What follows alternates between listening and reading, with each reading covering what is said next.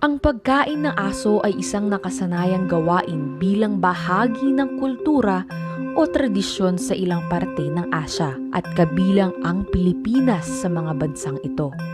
May ilang mga komunidad sa bansang kilala sa pagkakaroon ng ganitong gawi, kung saan isa sa mga pinaka-prominenteng lugar na kabilang dito ay ang rehiyon ng Cordillera.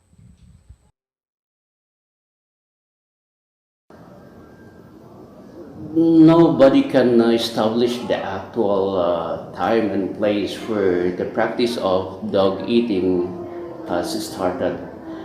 The only fact that we know from the literature is that the dogs as animals were part of the domesticated animals that were brought in by the Austronesian speaking peoples who migrated from mainland Asia to Taiwan and then down to the Philippines, to Malaysia, to Indonesia, to Polynesia and other parts of the world down south. But as to the exact time when dogs were possibly eaten or so, we don't have anything on record for that. If somebody committed a crime, then they will ask that person to produce a dog and have that, the dog butchered as a kind of a cleansing, because committing a crime is considered as an aberration in the community, and therefore that has to be cleansed so that that person who committed that crime would again be reintegrated in the community. Masasabi ko pa rin po na proud akong Cordilleran kasi hindi lang naman yun yung basis namin as a Cordilleran. Marami pa pong bagay kami which is magiging proud. Yung mismong culture namin, proud po ako dun kasi Cordilleran nga po. Marami pa pong bagay, hindi lang naman po yung pagkain ng aso. Alam natin po na magkaiba po yung culture namin sa culture ng iba. So, hindi naman sa ipagmamayabang yung culture namin or what. Parang i-explain lang po yung culture namin na kaya po kami ganito kasi nga po paniniwala. Ito yung paniniwala namin, ito yung belief namin, ito yung culture namin. Hindi naman namin sinasabing kami yung tama eh. Parang sinasabi lang namin na ito yung culture namin para maintindihan nyo. Like I said, these cultural practices are traditions that we are not in any position to kind of judge. Alam po naman natin ngayon na dito sa buong Baguio is pinagbabawal na po yung pagkain ng aso.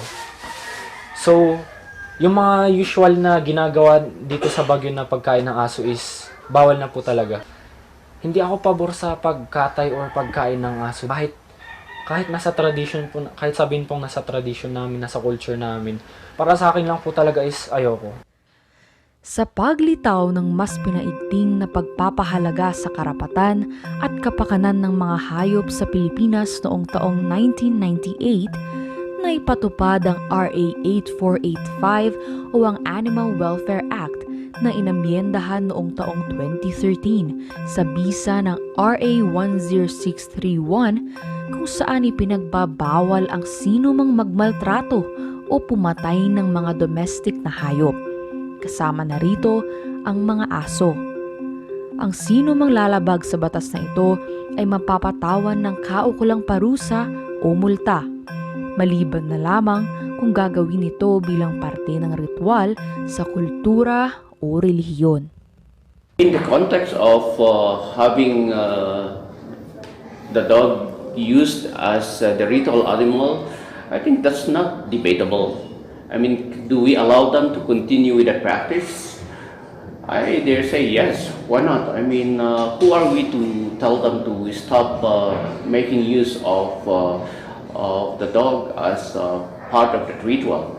And in fact, that's also guaranteed by the law, that if it is used for religious reasons, then that should not be a problem. It's allowed that a dog will be killed for that particular ritual.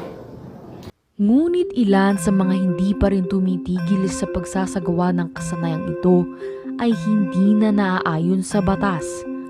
Bagamat kabilang sa kanilang pangkulturang tradisyon, ang ilan ay ginagawa na lamang ang pagkain ng karne ng aso bilang pansariling libangan.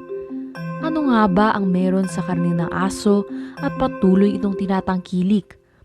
May benepisyo rin nga kaya ito sa katawan ng tao?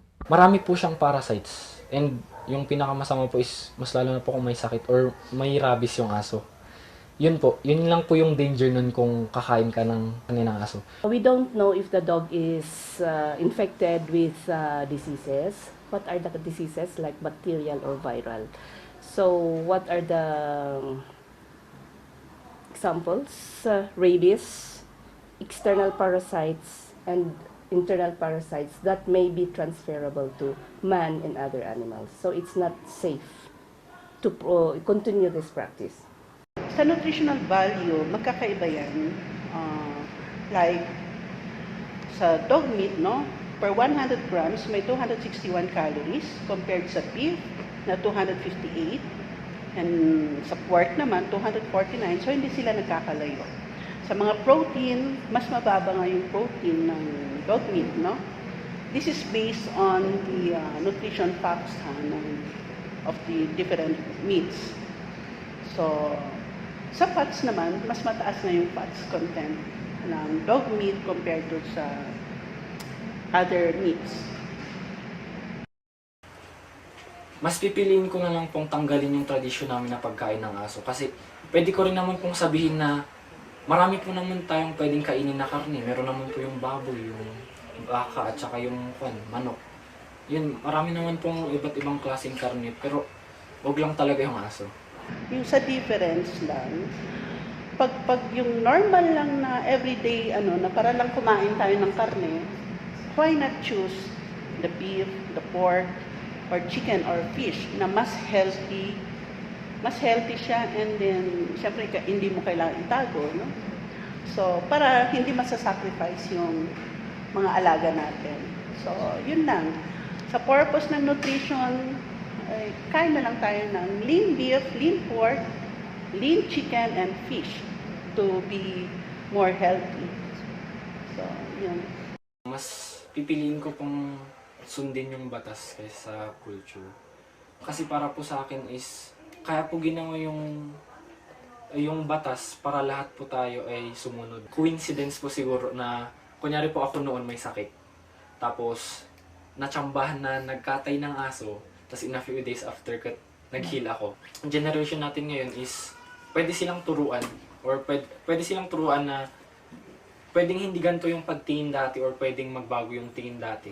Kasi yun po yung nakita nila dati, yun yung mindset nila dati na kapag ginawa mo to, is tama or na maganda para sa isang klaseng bagay. Ngayon nga po modern, meron po tayong gamot at meron po tayong mga doctor and meron po tayong science na nagpo-prove na kung may sakit ka, pwede siyang i-cure by iinom ng gamot or may specific na gagawin. Ang kultura ay isa sa mga pinakamahalagang parte ng ating pagkakakilanlan. Ito ang haligi ng ating pagkatao, mula sa paniniwala, pananamit at maging sa pagkain. Ang bawat isa rito ay nagsisilbing sangkap upang maihabi ang ating kabuuan. Subalit tulad ng kahalagahan ng pagpreserba ng ating kultura at tradisyon, ay dapat ding pagtuunan ng pansin ang kabuluhan ng kalusugan at nutrisyon. Ang nakasanayan ay hindi kasing kahulugan ng nakabubuti.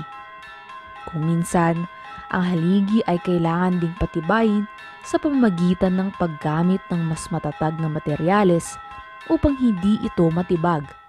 Sa huli, kultura mo yun eh. Ikaw yan, yung kultura mo yan. Kahit ano pang mangyari, kahit maging sino ka man, dapat malaman mo kung saan ka nang galing. Know your roots. Kasi doon pa lang, hindi mo naman malalaman kung sino ka ngayon kung hindi mo alam kung saan ka galing. Kung sila ang tama, kami ba ang mali? Kay bilis ang pagbabago, teka sandali lang naman.